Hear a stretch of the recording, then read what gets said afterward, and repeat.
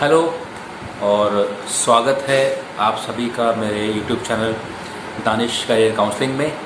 और आज आप लोगों के साथ जो मैं एक वीडियो शेयर करने जा रहा हूँ, ये वीडियो है कुछ ऐसे सवालों के ऊपर जो है तो करियर से जुड़े हुए, लेकिन वो बहुत अहम हैं सभी लोगों के लिए जो भी अभी अपना करियर बनाना चाह रहे हैं या कहीं ना कहीं अभी अपने करियर में पीछे हैं और कुछ अलग करने की सोच रहे हैं, या किसी ऑलरेडी जॉब में हैं वो कुछ डिफरेंट करने की सोच रहे हैं। तो कुछ अटपटे से सवाल हैं, अनयूजुअल सवाल हैं जो मैं अपने चैनल पे देखता हूं, और मुझे लगता है कि अगर मैं हर एक सवाल का जवाब के ऊपर वीडियो बनाने लग जाऊँगा तो मैं शायद हज़ारों वीडियो, लाखों वीडियो भी कम पड़ेंगी। जितने सवाल हैं बच्चों के, और हर एक सवाल अपने आप में एक अनोखा होता है, एक यूनिक होता है, लेकिन वो सवाल किसी एक बच्चे का नहीं होता है। करोड़ों की तादाद में हमारी यूथ है और किसी ना किसी प्रॉब्लम में वो है करियर से जुड़ी हुई। तो जब उन सवालों को मैं देखता हूँ तो मुझे लगता है कि हर एक सवाल के ऊपर एक वीडियो बनानी चाहिए, बट वो एक फिजिबल नहीं है। तो what I do, I try to collect as many questions as possible. एक 10 मिनट की वीडियो में मैं जितने भी क्वेश्चंस को ले सकता हूँ, उन क्वेश्चंस को लेके मैं उन सब सवालों के जवाब देने की कोशिश करता हूँ। तो उसी कंटिन्यूशन में, उसी एक सीरीज़ में मैं आज की वीडियो आप लोग के साथ शेयर कर रहा हूँ। मैं सबसे पहले आगे बढ़ने से पहले आज मेरे सब्सक्राइबर्स 10,000 से ऊपर हो चुके हैं।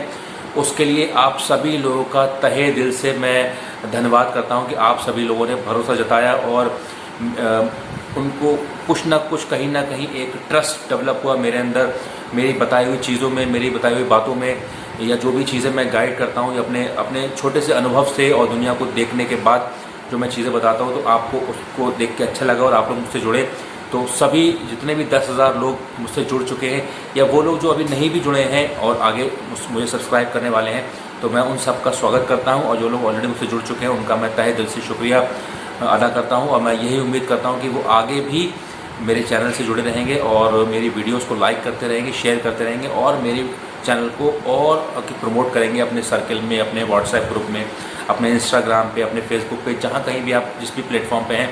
तो मेरी आप सबसे ये गुजारिश है कि मेरे चैनल को आप जितना ज़्यादा मोटिवेट, जितना ज़्यादा आप उसको आगे प्रोपेगेट करेंगे, जितना आगे बढ़ाएंगे, तो उतना मेरे लिए बहुत अच्छा होगा। और not only for me, this would be helpful for each and every student in any phase of their life, in their education, right. तो जिस भी स्टेज में, चाहे वो 12th करके आ रहे हैं, ग्रेजुएशन करके आ रहे हैं, पोस्ट ग्रेजुएशन करके आ रहे हैं, जॉब में हैं, जॉब में नहीं हैं, तो कहीं ना कहीं कोई ना कोई वीडियो हो सकता है किसी के काम आ जाए। तो उसमें मेरा चैनल बनाने का जो अल्टीमेट एम है, that is the career counselling, तो वो फुलफिल हो जाए। तो इसी को मद्देनजर रखते हुए आज मैं आप लोग का बहुत बहुत शुक्रिया अदा करता हूँ। सबसे पहले मैं आज बात करूँगा कुछ ऐसे सवालों की, जैसे कि मैंने बताया। तो आज मैंने अपने चैनल पर एक सवाल देखा। वो सवाल था, किसी ने मुझसे पूछा कि सर मैं बीटेक इलेक्ट्रॉनिक्स एंड कम्युनिकेशन उन्होंने किया हुआ है, और क्या बीटेक इसी करके हम इकोनॉमिक्स में आगे करियर बना सकते हैं या एमए इकोनॉमिक्स वगैरह कर सकते हैं। तो पहली बात तो ये है कि अगर एक एज ए कोर्स करने की बात करूँ तो एमए इकोनॉमिक्स तो आप जो है बीकॉम करके भी कर सकते हैं, बीबीए करके भी कर सकते हैं, बीएससी करके भी कर सकते हैं। उसी तरीके से आप बीटेक अगर किए हुए हैं और आप एमए इकोनॉमिक्स करना चाहते हैं तो आप एमए इकोनॉमिक्स बीटेक करके भी कर सकते हैं। तो उसके लिए आपका ज़रूरी नहीं है कि आपका ग्रेजुएशन में आपने इकोनॉमिक्स पढ़ी हो। ज़्यादातर यूनिवर्सिटीज़ का रहता है कि वो उनकी कंडीशन ये नहीं होती है कि वो आपको ग्रेजुएशन में इकोनॉमिक्स पढ़ी हो। अगर आपका इंटरेस्ट है तो आप कर सकते हैं, आप एमए इकोनॉमिक्स बिल्कुल कर सकते हैं, और आप उसमें आगे कैरियर भी बना सकते हैं, ठीक है। क्योंकि आप इंजीनियरिंग बैकग्राउंड के हैं तो आपके सोचने का नज़रिया, सोचने की जो समझ है वो एक अलग ही होती है। और अगर आप इकोनॉमिक्स में आपका इंटरेस्ट और कैरियर बनाना चाहते हैं तो आप बिल्कुल आँख बंद करके बढ़ जाइए, बिल्कुल टेंशन नहीं होगी, और आप उसमें बहुत अच्छा कैरियर बना सकते हैं। इकोनोमेट्रिक्स के ज़रिए, बिजनेस एनालिटिक्स में, इकोनॉमिक एनालिस्ट में आप आगे जा सकते हैं, तो बहुत अच्छा कैरियर है। तो बीटेक करके आप इकोनॉमिक्स में जा सकते हैं, इकोनॉमिक्स के फील्ड में भी जा सकते हैं। आप किसी ने सवाल पूछा कि सर हमने जो है बीबीए किया है, तो क्या बीबीए करके हम इकोनॉमिक्स में कैरियर बना सकते हैं। तो सेम सवाल था, जैसे बीटेक है वैसे बीबीए करके भी आप जो है वो इकोनॉमिक्स के फील्ड में जा सकते हैं। फिर एक सवाल मेरे सामने आया कि सर हम जो है प्राइवेट कॉलेज में पढ़ा रहे हैं, और वो जो है एडेड कॉलेज नहीं है, हम उसमें पढ़ा रहे हैं, और हमने यूपीएचईएससी का जो फॉर्म भरा है तो उसमें हमने अपने आप को एम्प्लॉयड दिखाया है। तो क्या कोई प्रॉब्लम होगी, किसी तरीके की एनओसी की दिक्कत होगी? देखिए मैं आपको साफ साफ बता दूं, एनओसी की प्रॉब्लम आती है वहाँ पर जहाँ पर आप गवर्नमेंट जॉब में हो, जहाँ से आपको छोड़ना बहुत मुश्किल है, ठीक है। प्राइवेट कॉलेज में कोई ऐसा एनओसी की प्रॉब्लम नहीं होती है, जब चाहे आप रिज़ाइन कर सकते हैं। उसमें अगर उनका कोई ऐसा क्लॉज नहीं है 1 महीना 2 महीने का, तो उसमें भी कंडीशन होती है कि प्राइवेट कॉलेज वाले जो है वो कंसीडर कर लेते हैं, अगर आप नोटिस देंगे तो वो कोई दिक्कत नहीं होती। तो अगर आपने एम्प्लॉयड दिखाया है तो उसमें कोई बुराई नहीं है, एम्प्लॉयड आप हैं, आपने दिखाया है, बिल्कुल सही किया है, तो उसमें ऐसा आपको कोई एनओसी की दिक्कत नहीं आएगी और आप आराम से अपना इंटरव्यू देंगे और फाइनल सिलेक्शन ले जाएंगे। ये भी एक अच्छी चीज़ है। उसके अलावा एक ने सवाल किया कि सर मैं जेआरएफ लेके पीएचडी कर रहा हूँ, और अगर ऐसा होता है कि 1 साल के बाद पीएचडी के दौरान ही मेरी जॉब लग जाती है, गवर्नमेंट जॉब लग जाती है, तो उस केस में क्या मेरी पीएचडी ख़त्म हो जाएगी? तो मैं उस केस में आपको बताता हूँ, मैंने उसका जवाब भी दिया था, तो ये जवाब और लोगों के लिए भी हो सकता है कि अगर आपको जेआरएफ मिल रही है और आपकी गवर्नमेंट जॉब लग जाती है, तो आपकी जेआरएफ तो बंद हो जाएगी, लेकिन आपकी पीएचडी बंद नहीं होगी।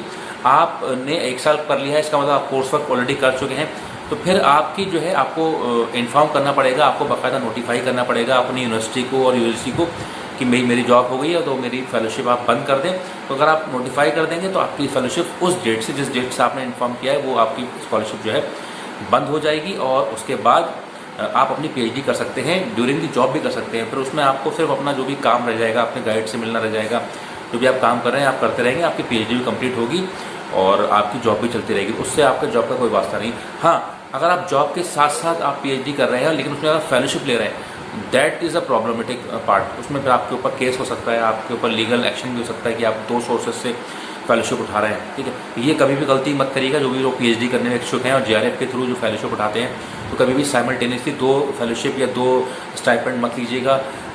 बाद में जब चीज़ खुल जाती है तो फिर रिकवर करना बहुत मुश्किल होता है और फिर आपकी डिग्री पे बात आ जाएगी, ठीक है। तो आप इस चीज़ से बचिएगा। तो ये बात मैंने बताई पीएचडी के रिगार्डिंग, जेआरएफ के रिगार्डिंग। उसके अलावा एक सवाल मेरे सामने आया कि सर मैं इंजीनियरिंग के बैकग्राउंड से हूँ, मैं बीटेक से हूँ, बीटेक के बाद मैं टीचिंग में अपना कैरियर बनाना चाहता हूँ, तो क्या उसके लिए क्या करना होगा, किस तरीके की टीचिंग में हम जा सकते हैं? तो पहली बात तो ये देखिए, अगर बीटेक आपने किया है तो आप कोशिश कीजिए कि अपने ही फील्ड की टीचिंग में रहिए, यानी कि अपने ही इंजीनियरिंग के स्टूडेंट्स को पढ़ाने के लिए आगे बढ़िए। तो इंजीनियरिंग के स्टूडेंट्स को पढ़ाने के लिए आपको क्या करना होगा? एक तो आपको करना होगा एमटेक। तो जो इंजीनियरिंग के स्टूडेंट्स हैं वो एमटेक करते हैं, एमटेक करके आप टीचिंग में जा सकते हैं और एमटेक करके आप अपना टीचिंग का करियर स्टार्ट कर सकते हैं। उसके बाद आपको लगेगा तो आप पीएचडी कर दीजिएगा, लेकिन जो मिनिमम रिक्वायरमेंट है असिस्टेंट प्रोफेसर बनने के लिए इंजीनियरिंग कॉलेज में, वो एमटेक है एज ऑफ नाउ।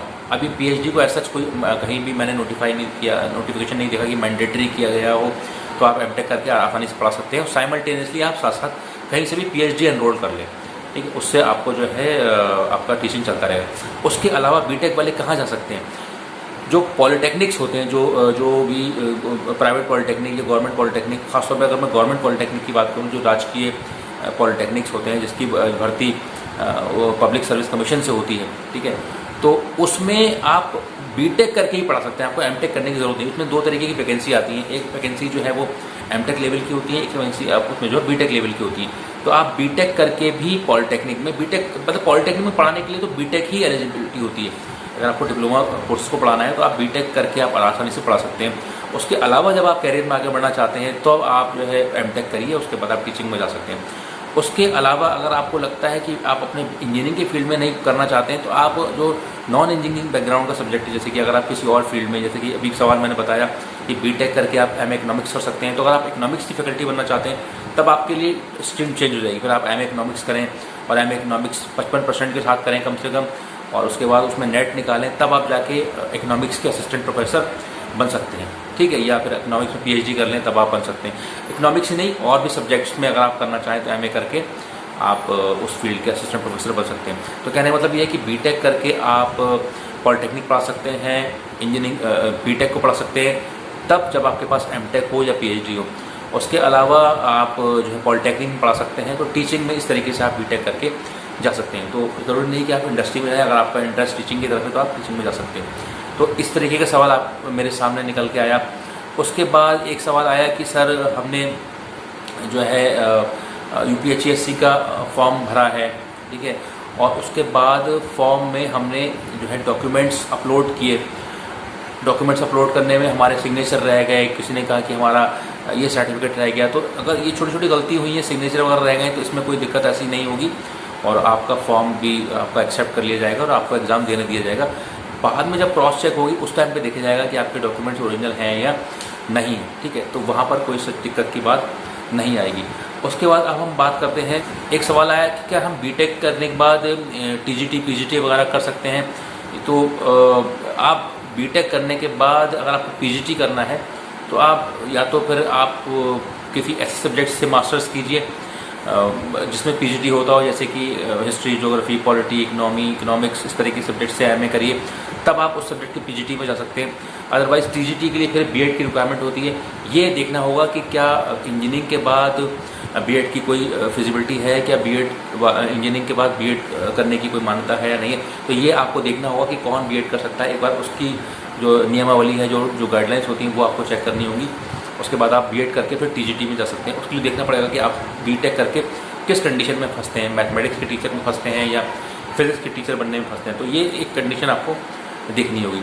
उसके अलावा कुछ बच्चे थे जिनका मैसेज आया मेरे पास कि सर हमने बी फार्मा किया है और बी फार्मा करके हम टीचिंग में जा सकते हैं, तो क्या सिर्फ एम फार्मा से काम चल जाएगा।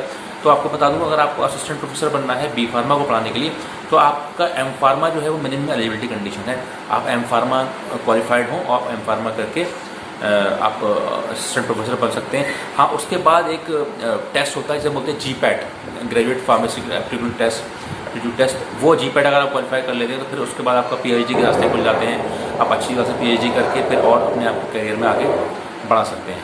फिर एक सवाल सामने आया कि हम इंजीनियरिंग बैकग्राउंड से हैं, अगर हम एमबीए करते हैं तो क्या उसमें कोई स्पेशलाइजेशन इंजीनियरिंग वालों के लिए स्पेसिफिक होता है या हम कोई भी स्पेशलाइजेशन ले सकते हैं। तो अगर आपने बीटेक किया हुआ है और आप एमबीए करना चाहते हैं, एमबीए कर रहे हैं, तो उसमें ज़रूरी नहीं है कि कोई स्पेशलाइजेशन की फाउंडेशन हो। आप कोई भी स्पेशलाइजेशन ले सकते हैं, चाहे वो मार्केटिंग का हो, फाइनेंस का हो, एचआर हो, आईबी हो, ऑपरेशंस हो। आप कोई भी अपना स्पेशलाइजेशन चुन सकते हैं डिपेंडिंग ऑन योर इंटरेस्ट, जो भी आपका सब्जेक्ट अच्छा लग रहा हो। और कोई मार्केट में ऐसा कोई स्पेसिफिक रिक्वायरमेंट नहीं है कि बीटेक के साथ ये कॉम्बिनेशन अच्छा बनता हो या वो कॉम्बिनेशन अच्छा। मैंने देखा है बहुत सारे स्टूडेंट्स बीटेक किए होते हैं तो कुछ मार्केटिंग में भी सक्सेसफुल होते हैं, कुछ लोग एचआर में सक्सेसफुल होते हैं, कुछ लोग फाइनेंस भी अच्छा कर लेते हैं। तो ऐसा कोई स्पेशलाइजेशन की रिक्वायरमेंट नहीं है। जो भी सब्जेक्ट आपको अच्छा लगे, जिस स्ट्रीम में आप जाना चाहते हैं, आप आराम से उसमें जा सकते हैं। ओके, तो ये कुछ इस तरीके की मैंने कुछ सवाल आपके सामने शेयर किए और आप लोग मुझसे सवाल शेयर कीजिए और अपने सवाल कमेंट बॉक्स में लिखिए। जितने सवाल आप भेजेंगे उन सबको फिलअप करके मैं उनके आंसर्स वीडियोज़ के माध्यम से आप तक पहुँचाने की कोशिश करूँगा। और किसी तरीके की करियर काउंसलिंग के लिए डिस्क्रिप्शन बॉक्स में दिए हुए व्हाट्सएप नंबर पर आप मैसेज करके मुझसे पेड काउंसलिंग करा सकते हैं। That is purely paid, reason being उसके लिए I have to take out my time and to give a proper guidance and that requires time, energy, cost, everything, right? So आप उसके through उस तक पहुँच सकते हैं। तो आज के लिए इतना ही। अगर आपको वीडियो पसंद आई हो तो उसको लाइक करिए, शेयर करिए और सब्सक्राइब करिए मेरे चैनल दानिश करियर काउंसलिंग। और अगेन धन्यवाद उन 10,001 लोगों के लिए जो मेरे साथ अभी तक जुड़े, और आप सब जितने लोग मुझे देख रहे हैं उनसे मैं रिक्वेस्ट करता हूँ to kindly join my channel and promote my channel also. Okay, so thank you very much for watching today's video. Thank you.